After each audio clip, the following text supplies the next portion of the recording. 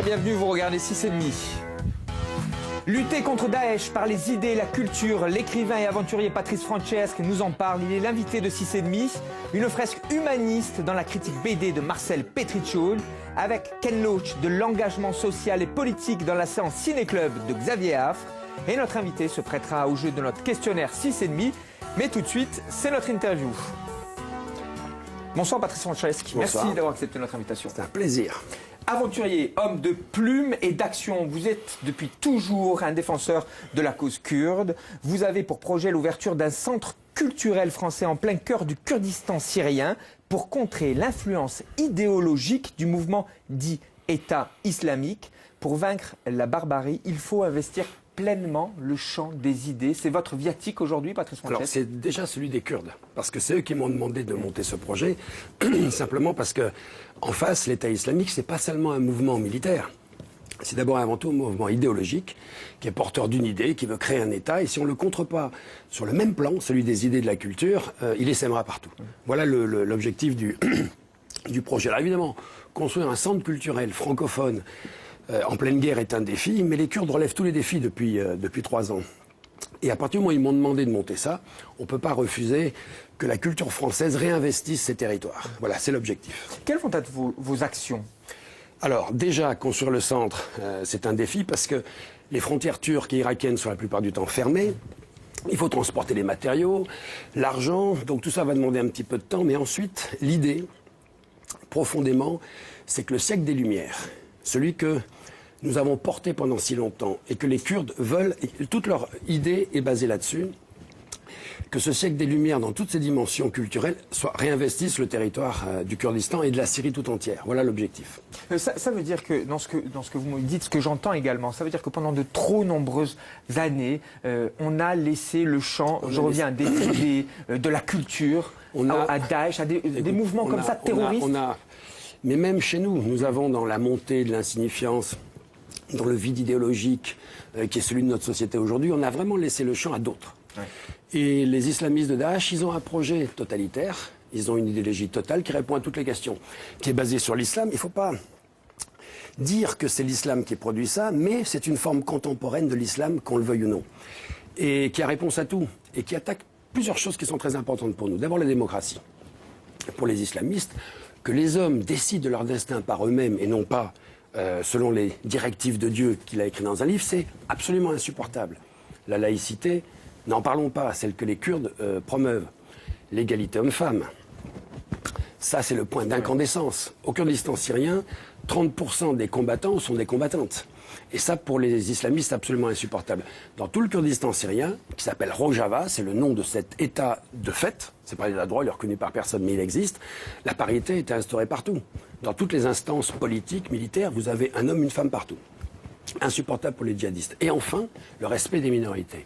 Ce qui est frappant avec l'État islamique, c'est qu'il est absolument tout ce qui n'est pas lui-même. Donc les minorités, vous vous souvenez, en été 2014, la tentative de génocide des Yézidis. C'est quelque chose d'invraisemblable. C'est les Kurdes qui les ont sauvés, avec l'appui de la coalition aérienne. Mais les Kurdes, les Yézidis, les chrétiens, les Kurdes, les chiites, tout ça doit être absolument éradiqué.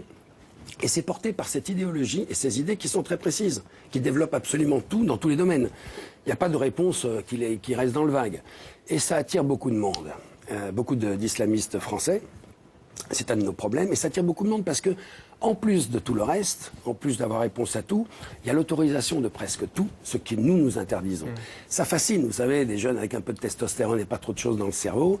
Quand vous leur permettez de violer, tuer, piller, rançonner, etc., c'est mieux que, comme les Kurdes le font, de se contraindre, de s'empêcher d'eux. Parce que les guerres ont des limites. Les Kurdes, et j'en suis témoin depuis le début de la guerre, font tout pour que, de leur côté, les conventions de Genève soient respectées. Et elles le sont. De l'autre côté, c'est vraiment la barbarie. Moi, quand je suis là-bas, et Dieu sait si j'ai fait un paquet d'allers-retours depuis le début de la guerre, on voit à tout moment, à tout instant, la bataille de Kobané, qui était vraiment le Stalingrad des Kurdes, le démontrait en permanence. Je ne vais pas dire que d'un côté, il y a le bien, de l'autre côté, le mal. Ça serait un petit peu binaire. Mais quand même, je vais le dire parce que franchement, sur le terrain, vous avez le sentiment d'un côté avec les Kurdes, d'une armée kurde, réelle, nombreuse, très féminisée, où on sait se tenir. On sait faire la guerre dans des règles.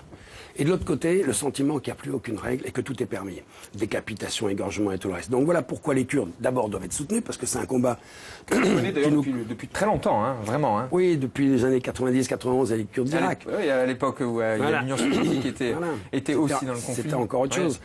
Mais depuis 2012, avec la guerre qui broie ce Moyen-Orient en fusion, qui est un véritable réacteur nucléaire, et dont on a trop pensé pendant... jusqu'au moment de Kobané, que ça ne nous concernait pas. Voilà. Depuis Kobané, depuis les attentats contre Charlie Hebdo, les terrasses et le Bataclan, il y a une prise de conscience quand même chez nous que tout ça, il y a une tentative d'importation chez nous. Et qu'il faut peut-être croire ce que les islamistes disent, parce que, comme dans Mein Kampf à l'époque d'Hitler, il y a des gens qui écrivent ce qu'ils vont faire et qui le font. Il ne faut pas prendre ça à la légère. Donc maintenant, il y a une prise de conscience. Mais, et pour revenir au centre culturel du Rojava, du Kurdistan syrien, si on se contente, ce qui est le cas maintenant, du seul combat militaire, qu'on va gagner, Les islamistes ont déclaré la guerre au monde entier, ils vont perdre l'État islamique, en tant que tel, en tant qu'entité. Mais il va renaître partout, il va essaimer, tout simplement parce qu'il est porté par cette idéologie qui doit être en même temps combattue. Ce qu'on ne fait pas du tout chez nous. Nous, on se dit, voilà, ils sont là. Ah, tiens, ils essaiment en Libye, on va attaquer en Libye, en Afghanistan. Mais c'est totalement insuffisant pour ce type de guerre. On n'a pas encore compris cela. C'est pour ça qu'on laisse dans nos banlieues et ailleurs, depuis longtemps, se diffuser cette idéologie qu'il faut impérativement combattre. Parce que nous avons les armes pour la combattre, nous avons les idées, nous avons ce socle. C'est le siècle des Lumières. C'est le siècle des Lumières, c'est ce que vous dites. Alors, mais il y a, on l'aura bien compris dans ce que vous nous dites et dans cette volonté également d'être sur place, parce que c'est ça aussi qui est essentiel. Être sur place, être sur les lieux, être au contact des populations pour investir ou réinvestir ce champ des idées, ce champ de la culture. Mais juste un point qui me paraît essentiel. Vous l'avez un petit peu dit, vous le dites dans Mourir pour Kobané aux éditions Équateur, un de vos ouvrages, c'est le rôle des femmes, il est essentiel. Vous les appelez ces Amazones de feu d'ailleurs, ils combattent aux côtés des hommes. Est-ce que la clé, finalement, elle ne vient pas de là aussi? Non, vous avez raison sur ce point, ce point d'incandescence de l'égalité homme-femme, de la permanence et de la présence totale des femmes dans le Kurdistan syrien, c'est une des clés d'abord de leur succès. Moi, je pense une chose là-dessus, c'est que quand on se prive de 50% de sa population pour faire quelque chose, la guerre ou autre chose, c'est le cas des islamistes, on perd une guerre. Quand on s'en prive pas, on a des chances de la gagner. Alors les femmes, elles ont été aussi le moteur de tout ça, parce que même si les Kurdes, dans leur idée, avaient le fait que les femmes étaient leur égales, et que même elles avaient la vaillance de combattre aussi bien qu'eux, encore fallait-il que ces femmes le démontrent, d'une part, dans un Moyen-Orient où elles sont complètement laissées de côté, et ensuite qu'elles aient des leaders et une dynamique qui permettent quand même de gagner. Et la bataille de Kobané, elles ont été remarquables. Vous savez que le président de la République, quand il a reçu en janvier 2015 des Kurdes de Syrie, après la libération de Kobané à l'Élysée, qu'il a choisi 2 femmes. La vice-présidente, la coprésidente du Parti des Kurdes et l'une des femmes qui était chef d'état-major à Kobané. Et en tenue de combat en plus. Donc il avait compris, ou on lui a fait comprendre tout ce qu'il fallait, ce rôle moteur des femmes. Et qu'il était unique. Dans beaucoup d'armées du monde, il y a des femmes. Chez les Kurdes de Syrie, il y a des femmes, mais elles sont d'abord des combattantes de première ligne. Ensuite, elles combattent en unités constituées, femmes commandées par des femmes, aux côtés des bataillons masculins, de leurs camarades masculins. Ce qu'on voit dans aucune armée. Quand vous êtes sur des lignes de front, que ce soit n'importe où, dans tout le Kurdistan syrien face aux islamistes, et que vous voyez dans les tranchées de première ligne des rangées de filles de 18-20 ans, vraiment les voltigeurs de pointe, là vous comprenez que les femmes combattantes, c'est pas, je veux dire, ça rigole pas. Et elles ont payé un chiffre très important. Je suis allé à l'inauguration militaire du cimetière militaire de Kobané au mois de septembre. Tous les corps avaient été mis dans une plaine, libre, tranquille. Et c'est là que 75% de pertes pendant 135 jours de siège. Et c'est là qu'on prend conscience, devant l'alignement des centaines de tombes, où 30%, 40% étaient des filles, qu'on prend conscience de leur vaillance d'abord, pour les Kurdes en général, et puis surtout du prix que les femmes ont payé là-bas pour cette guerre. Le prix de cette guerre terrible, c'est un chiffre qui fait froid dans le dos, un chiffre de l'Observatoire syrien des droits de l'homme, plus de 370 000 morts entre les organisations terroristes et le régime de Bachar el-Assad. Dans cette émission, nous avons reçu il y a quelques semaines un poète syrien, réfugié politique en France, Omar Souleyman. Il nous expliquait qu'aujourd'hui, pour lui, la Syrie se vivait en exil. Alors, peut-être pour lui, mais si vous dites ça aux Kurdes, ils vous diront non. Ils vous diront non, et ils ont une position d'ailleurs sur les migrants, etc., qui leur est propre, et qui est celle de ne pas déserter le terrain. Les Kurdes, s'ils gagnent, c'est aussi parce qu'ils ne migrent pas. C'est justement parce qu'ils choisissent de ne pas être en exil. Je prends le cas du chef des Kurdes, Salem Slim. Sa femme est là-bas, ses 3 fils sont des combattants, il en a perdu un à la bataille de Kobané, et quand on lui demande, mais ta femme, tes enfants, t'aurais pas envie de les mettre à l'abri? Et il te connaît le combat, il dit non. Si nous gardons nos femmes et nos enfants avec nous, nous nous battrons beaucoup mieux. Le but, c'est de gagner. De toute façon, ils vivent comme nous, une guerre existentielle. Le sujet dans ce type de guerre, à une époque, il n'y a plus de guerre mondiale, mais la guerre est mondialisée, c'est pas de vaincre l'ennemi. Les djihadistes ne veulent pas seulement vaincre les Kurdes, ils veulent les anéantir.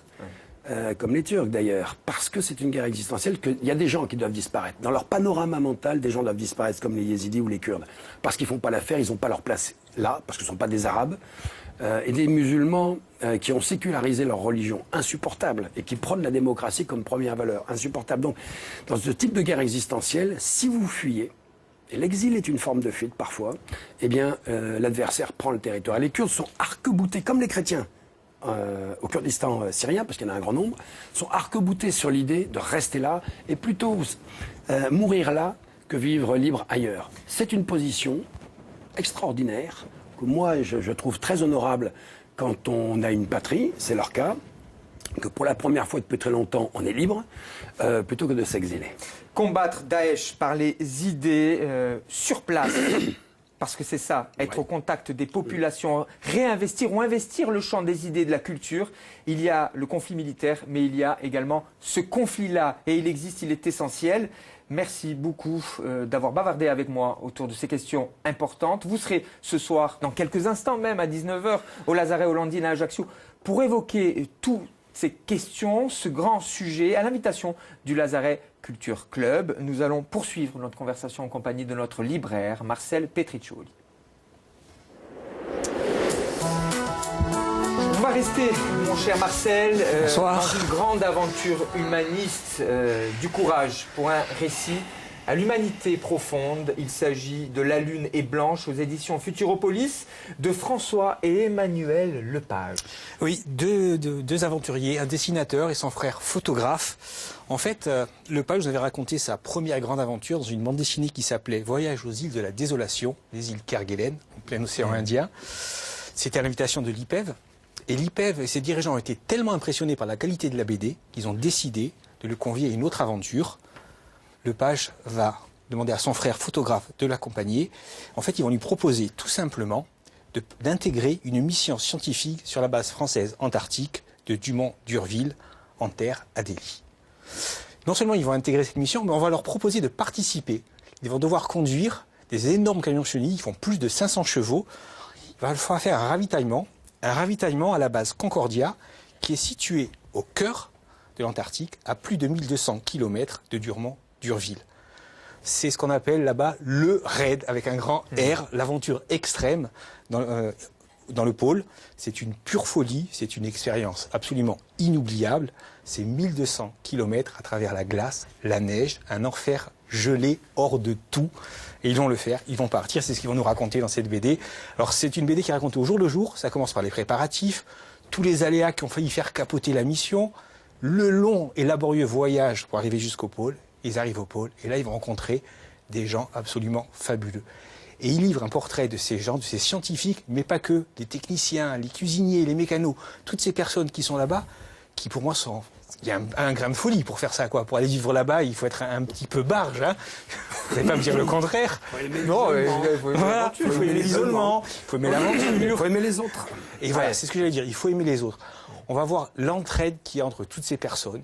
Quand il y en a un qui est malade, qui est fatigué, qui est épuisé, voilà, la fraternité, ça prend tout son sens. Alors peut-être que c'est vraiment dans ces conditions extrêmes que l'homme se retrouve vraiment. Et c'est un hommage fabuleux qu'ils font à ces hommes et à ces femmes. Quelques mots sur le dessin. Le dessin est absolument magnifique. Que ce soit, alors c'est du lavis, c'est des crayonnés, c'est des pastels, c'est des aquarelles. Tout est sublime. Les aquarelles, parfois, on a l'impression que c'est des photos. Regardez, voilà. Ça, c'est du Lepage dans toute sa splendeur. C'est magnifique.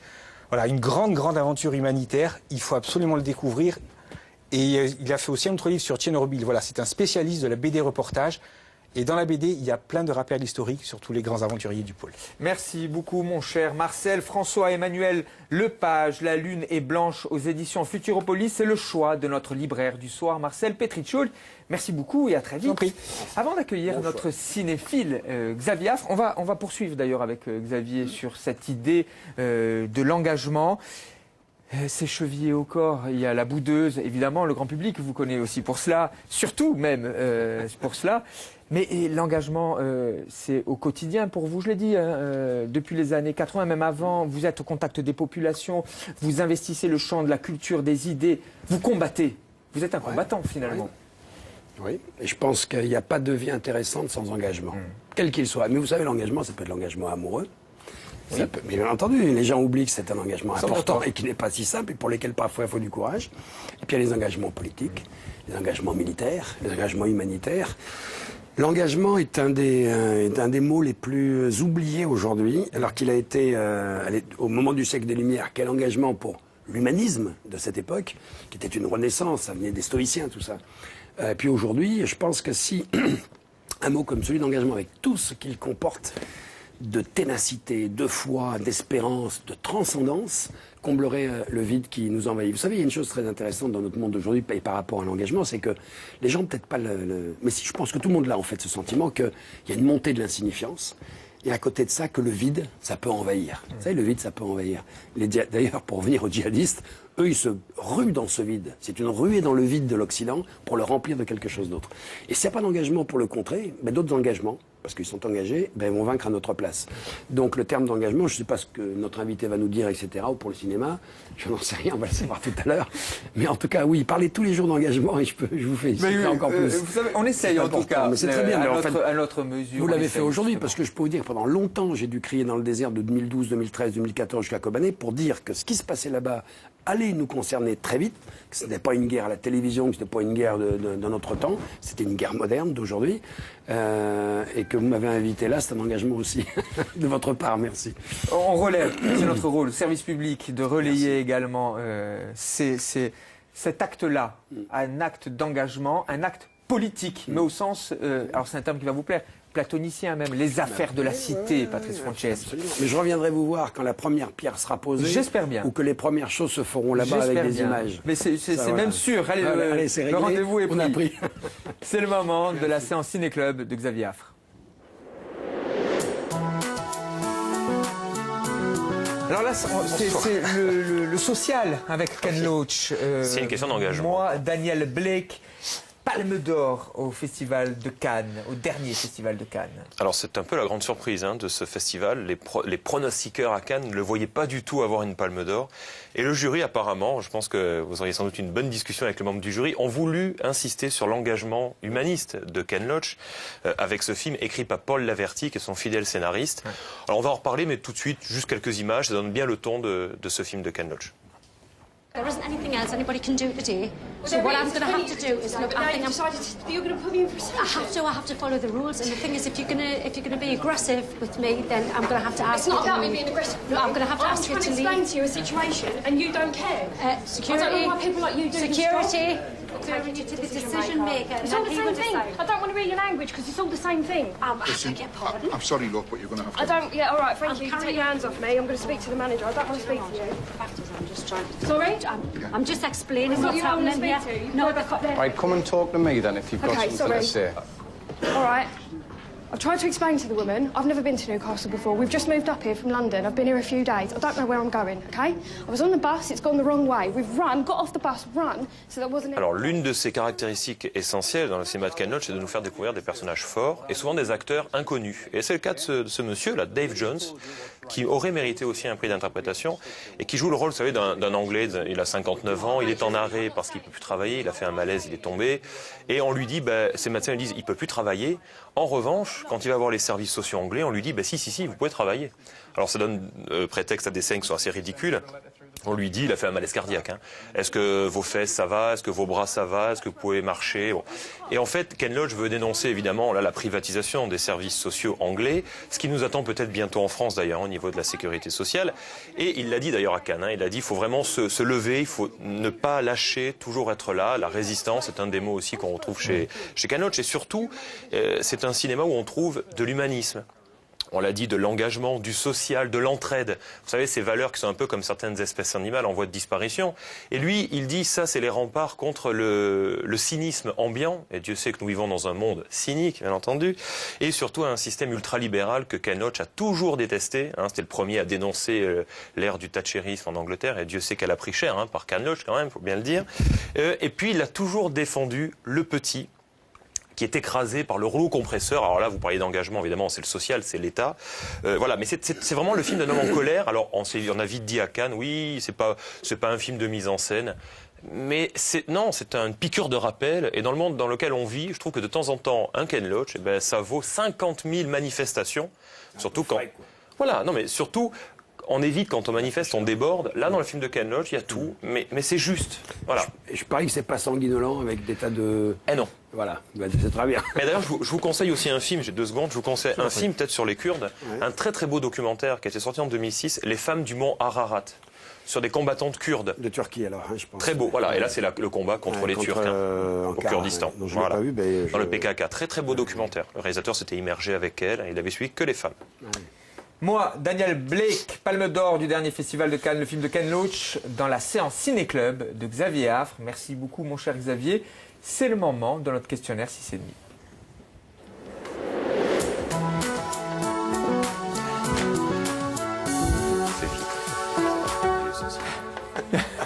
Comme un interrogatoire, on y va.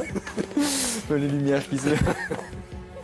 Que trouve-t-on sur votre table de nuit? Votre table de nuit, si vous voulez, elle doit être ambulante. Un peu ambulante, des bouquins. Des livres et rien que des livres. Avant de s'endormir, il n'y a rien de mieux. Et pour la vie tout entière, d'ailleurs. Nous sommes d'accord. En quoi excellez-vous? Il faut demander ça à mon entourage. Non, franchement, pas à moi. Votre mot préféré? Vous avez dit tout à l'heure, j'ai envie de dire plusieurs. Il y a engagement. Il y a... Mais on ne va pas dire ce qu'on a déjà dit, résistance, on va dire autre chose. Grandeur, j'espère que ça ne vous gêne pas. Non. Je trouve que cette société, ce siècle, manque un peu de panache. Alors je dirais grandeur. Le mot que vous détestez? La bassesse. Ça envahit de plus en plus. Votre lieu ou paysage préféré? Pour ne pas être déçu, les lieux, les paysages intérieurs. J'oublie pas que je suis écrivain, j'écris des romans, des nouvelles, tout cela, et mes paysages intérieurs, au moins, je sais à qui j'ai affaire. Votre héros de fiction? Mon héros de fiction, sans nul doute, laissez-moi réfléchir. Don Quichotte. Ouais. Je dirais Don Quichotte quand même, oui. C'est symbolique de tout ce que vous dites. Don Quichotte se bat aussi contre les moulins à vent, contre j'aime bien la difficulté du quotidien. Don Quichotte se bat contre les moulins à vent, il résiste, puis il a du panache et de la grandeur. Ouais. Et puis finalement, il y a cette idée que l'on trouve ailleurs aussi de dire je jette tout dans la balance et adieu va et on verra bien, mais ça j'y crois et j'y vais. Napoléon disait d'abord je m'engage, ensuite je vois. Ça c'est de l'énergie. Ouais. Notre époque elle dit d'abord je regarde, après je peux pas m'engager. Oui, c'est exactement ça. Donc Don Quichotte, mais je dirais aussi Zorba. Ah, on n'est plus Kazantzakis, mais Zorba. Zorba, c'est fabuleux. Extraordinaire fabuleux personnage de fiction. Ouais, si Dieu existe, qu'aimeriez-vous l'entendre vous dire après votre mort? Le plus tard possible, évidemment. Il ne faut pas s'attarder à vivre non plus, mais je lui dirais, mon pote, t'as raté ton coup. Mon pote, t'as raté ton coup. Merci beaucoup pour ces réponses à ce questionnaire 6,5. Avant de terminer notre émission, il y a une expression que vous avez utilisée dans une interview accordée au Nouvel Observateur qui est essentielle quand on repense au siècle des Lumières. Vous dites le mensonge, c'est la servitude, la vérité, c'est s'en libérer. Il faut aller chercher la vérité là où elle se trouve. Je le répète, sur place. Il ne faut surtout pas croire que la vérité n'existe pas. Elle est simplement difficile à trouver et il faut beaucoup la chercher. Toute la philosophie du siècle des Lumières et même d'avant nous parle de ça. Et c'est un thème tout à fait extraordinaire. Donc, et la quête de vérité, elle part de l'expérience, elle part de la réflexion, c'est un mélange de tout ça. Mais en tout cas, elle ne s'exonère pas des faits du monde. Est-ce que pour vous, entre la boudeuse, entre ses contacts avec ces populations. Ce que vous allez faire là, c'est aussi, ce que vous allez faire en Syrie, c'est aussi une quête, même personnelle. Oui, c'est la quête d'être fécond. Faut pas, chacun fait ce qu'il veut dans la vie. Mais moi, je considère que quand on en sort, il faut être meilleur que quand on y est rentré. Et que toute la vie, c'est non seulement un long déniaisement vers la maturité, mais en même temps une accumulation de faits. Nous sommes la somme de nos actes et rien d'autre. Et par conséquent, quand je vais tirer ma révérence et me barrer, j'ai envie de dire j'ai fait quelques trucs quand même intéressants et non pas j'ai rien fait. Je pense que, et en tout cas pour un écrivain, être fécond c'est essentiel. Et s'il y a une quête, c'est celle-ci. Et tout ça, la boudeuse, l'expédition ethnologique, les Kurdes, l'Afghanistan et cette guerre d'avant et tout le reste, tout ça en fait participe d'une seule et même chose, c'est celle-là, et pas du tout de vie séparée. De toute façon, quand on n'a qu'une vie, il faut essayer d'en avoir plusieurs pour allonger celle qu'on ne peut pas longer. Raviver la flamme de l'esprit des Lumières, c'est le souhait de Patrice Franceschi. Merci beaucoup d'avoir accepté notre invitation et d'avoir bavardé avec moi. Je rappelle que vous allez être dans quelques minutes seulement au Lazaret Hollandine pour poursuivre cette conversation. Merci à vous de nous avoir suivis et à très vite sur France 3 Corse via Stella, évidemment.